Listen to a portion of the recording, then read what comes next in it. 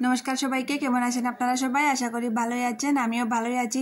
आज ना खूब তাড়াতাড়ি উঠে গেছি, এখন 5:30টার মতো বাজে হয়তো। ওই যে দেখুন পূবের মানে আকাশে সূর্য মামা উকিঝুঁকি দিচ্ছে, উঠবে হয়তো। আর এখনো কিন্তু মানে পুরোটা আলো হয়নি, এখনো 5:30 5:20 এরকমই হবে। খুব তাড়াতাড়ি উঠে গিয়েছি, সেই জন্য ভাবলাম যে আপনাদেরকে একটু উপরে নিয়ে ওয়েদারটা দেখিয়ে দিই। বৃষ্টি হবে না রোদ দেবে ভগবানই জানে কি হবে। তো যাই হোক, রোদ হোক বা বৃষ্টি হোক, আমাদের তো চলতেই হবে, আমাদের জীবন তো আর থেমে থাকবে না। আর এদিকে দেখুন এখানে না বসিয়েছি ছোলা সিদ্ধ বসিয়েছি, চানা মশলা করে দেব মেয়েকে স্কুলের জন্য। আর একটু থাকবে, একটু শাক আছে, ভাবছি শাকটাতে একটু ছোলা দিয়ে দেবো। আর ওদিকে ভাতটাও বসিয়ে দিয়েছি। তো বন্ধুরা, মেয়েকে স্কুলে দিয়ে এলাম টিফিন বানিয়ে, তারপর রান্না করে খাইয়ে ওকে টিফিন দিয়ে তারপর রেডি হয়ে ওকে স্কুলে দিয়ে এসে আবার একটু বসেও ছিলাম চাটা খেয়ে। তারপর ভাবলাম কি অনেকগুলো কাপড় আছে, কাপড়গুলো কেচে দেই। সকালবেলা যে দেখিয়েছিলাম আপনাদেরকে সূর্য মামা পূব আকাশে উকিঝুঁকি দিচ্ছেন, উনি আর উঠেননি, উনি হয়তো আর আজ আসবেন না। তো উনি আর না আসলেও এগুলো আমার ধুতেই হবে। একটু হালকা হালকা বাতাস আছে, হয়তো বাতাসে শুকিয়ে যাবে। আর বললামই সূর্য মামা আজকে আর উঠবেন না। হ্যাঁ ঠিকই, খুব মেঘলা করেছে, দেখতেই পাচ্ছেন। এখন সকাল 10টার মতো হবে, হয়তো 10:30 হবে, 10টা সোয়া 10টা হবে। কিন্তু দেখুন একদম মানে রৌদ্র নেই, একদম মেঘাচ্ছন্ন আকাশ। তো জানি না বৃষ্টি হয়তো নামবে। আর কাল বৈশাখী বলে কথা, বৈশাখ মাস চলছে, বৃষ্টি না দিলে কি হয়। তো যাই হোক, বৃষ্টিটা তো আজ হবেই, এখন না হলে বিকালবেলাই হোক আর রাত্রেবেলাই হোক, বৃষ্টিটা হবেই। খুব বেশি অন্ধকার করছে।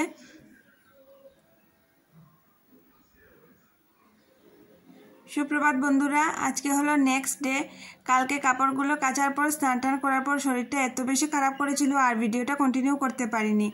গলায় ব্যথা করছিল আর একটু জ্বরও করছিল। আমার করছিল, মেয়ে স্কুল থেকে আসার পর ও বললো ওরও করছে। ও আমার তো একটু সেরে গিয়েছে, কিন্তু মানে একটু কমই আছে। আর মেয়েটার না জ্বর এসে গেছে অনেক বেশি, মাথা ব্যথা খুব বেশি। তো আজকেও তাড়াতাড়ি উঠে গিয়েছি, তাড়াতাড়ি কি 6টা বাজে। কিন্তু দেখুন অবস্থা, কাল বৈশাখীর তাণ্ডব চলছে এখানে। খুব মানে বড়োভাবে ঝড় উঠেছে, খুব বড় ঝড় উঠেছে। কিন্তু এই যে দেখুন একদম মানে ওদিকে গাছপালা তুলভাড় করে দিচ্ছে। আর বৃষ্টি তো হচ্ছেই, কাল রাত থেকে অনবরত বৃষ্টি হয়ে যাচ্ছে। আর কি মেঘের গর্জন, বাপরে বাপ, কান মানে একদম কান টান ফাটিয়ে দিচ্ছে এভাবে আর কি। আর ওই যে দেখুন, ওই যে দেখতে পাচ্ছেন ওই ঘরের চালের উপরে একটা গাছও পড়ে গিয়েছে, সুপারি গাছ। তো ওই যে আজকে সকালে এই যে এদিকটা দেখি, ওদিকে যে গিয়েছি, এদিকে শুনলাম শব্দ, দৌড়ে এসে দেখি কি গাছটা পড়ে গিয়েছে। আর গ্রিলটা খুলে যে আপনাদের দেখাবো সে ক্ষমতা আমার বাবা নেই, কারণ অনেক বেশি ঝড় উঠেছে। এই যে দেখুন গাছগুলো, আর খুব জোরে বৃষ্টি হচ্ছে, খুব জোরে বৃষ্টি হচ্ছে। আর অন্ধকার দেখছেন কিভাবে। তো বন্ধুরা, সকালবেলা যে দেখালাম অনেক মানে খুব বড় ঝড় উঠেছে। সকাল 6টা থেকে 8:30 পর্যন্ত এভাবেই ঝড় দিল। তারপর একটু একটু করে রৌদ্র উঠলো। ওঠার পর দেখি কি না, রৌদ্র মামা তো পুরো প্রখরভাবে উঠেছেন।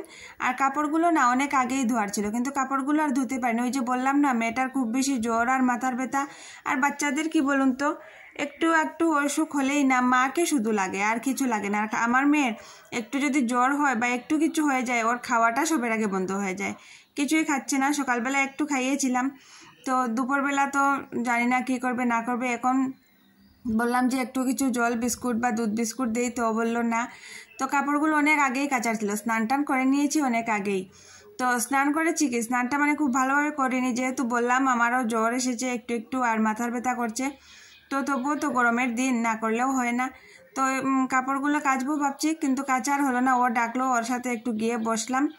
তো যেহেতু একটু গা হাত পা ধুয়েছি, পুজোটা তো না দিলেও হয় না, পুজোটা দিয়ে দিয়েছি। আর পুজোটা দিয়ে তারপর এই যে কাপড়গুলো ধুয়ে রেখেছিলাম এখন মেলে দিলাম। অনেক আগেই করার কথা ছিল, অনেকটা বেলাও হয়ে গিয়েছে। আর আজ না সেভাবে কোনো কিছু রান্নাও করিনি, একদম মানে মাছ ছিল, মাছ দিয়ে একটা হালকা ঝোল করেছি, বস এটা দিয়ে দুপুরের খাওয়া হয়ে গিয়েছে। আর রাত্রে দেখি ও মেয়েকে বলবো কি খায় না খায়, তো সেটা একটু খেয়ে নেব। তো এখন দেখুন এই যে বিকাল হয়ে গিয়েছে, দুপুরে পুজো দেওয়ার ভিডিও করার পরে আর কোনো ধরনের ভিডিও করিনি। ভিডিও কী করবো, আর কোনো মানে কিছু করতেই পারিনি, শুয়েছিলাম মেয়ের সাথে। ওর একটু বেশি মাথা ব্যথা করছিল, তো মাথাটা একটু মানে মাসাজ করে দিলাম আর ওকে একটু বাম লাগিয়ে দিলাম, তারপর ঔষধ খাইয়ে দিলাম।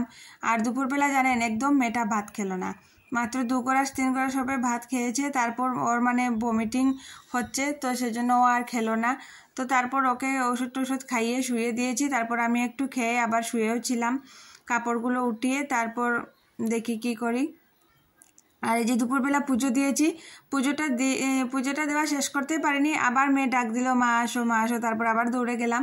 তো বাসনগুলো নামিয়ে শুধু রেখেছিলাম সামনের দিকটায়, সেগুলো আর ধোয়া হলো না। তো এখন ভাবলাম কি বিকেল দিকে একটু ফ্রি আছি, ও একটু ঘুমোচ্ছে, তো ঠাকুরের বাসনগুলো ধুয়ে নেই। আর এই যে একটু কাজটা না, ঠাকুরের বাসনগুলো আজকে যদি না ধুই হবে, কালকে ধুলেও হবে, কিন্তু এই যে একটু মানে গুছিয়ে গাছিয়ে রাখলে কি হয়, ভালোই হয়। কারণ কালকে আবার কি বৃষ্টি থাকে নি রোদ থাকে কে জানে, তো আবার ওরও যদি জ্বর টর বেশি হয়ে যায় তো তাড়াতাড়ির মধ্যে ঠাকুরটা দেব, এদিকে বাসনগুলো যদি ধোয়া থাকে না তাহলে আবার দিকদারি হয়ে যাবে। তো এটাই। আর বাচ্চারা জানেন ছোট হোক বা বড়ই হোক, কিন্তু মাদের কাছে তো মা বাবার কাছে তো বাচ্চারা বাচ্চাই থেকে যায়। আর বাচ্চারাও কিন্তু দেখবেন মানে একটু অসুখ হলেই আর কিছু চাই না, ওদের শুধু মানে মাকেই চাই। ওটাই আমার মেয়ে তো এরকমই করে, খাবে না খাইয়ে দিতে হবে। আর আমার মেয়ের আরেকটা মানে অসুবিধা আছে, যেটা ওর অসুখ হলে পরে প্রথমেই মানে খাওয়াটা বন্ধ হয়ে যায়, একদম খেতে চায় না, জোর জবরদস্তিও করা যায় না, কারণ ওর বমি হয়ে যায়। তো এটাই প্রবলেম আর কি।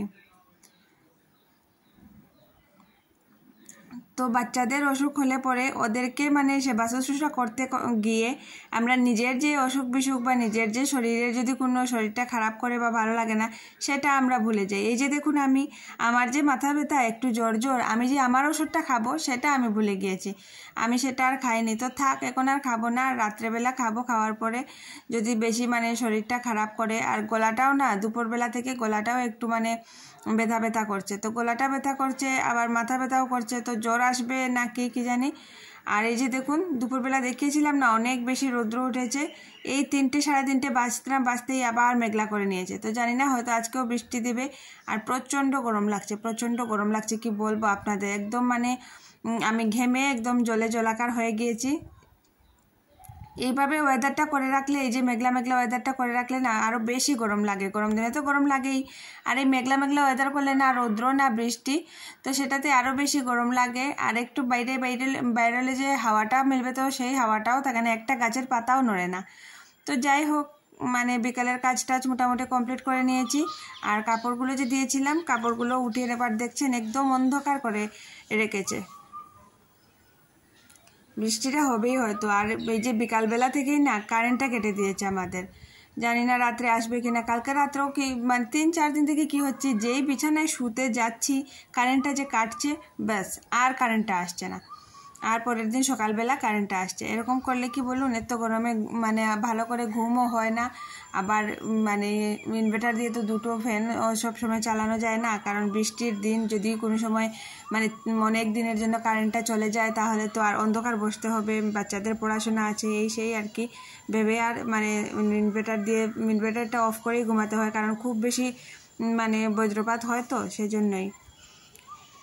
তো যাই হোক, কাপড়গুলো উঠিয়ে নিয়েছি। আর অনেকটা কাপড় একটু ভারী যেগুলো, সেগুলো একটু ভিজা আছে, তো সেগুলো ঘরে নিয়ে মেলে দেবো। আর বড় করবো না ভিডিওটা।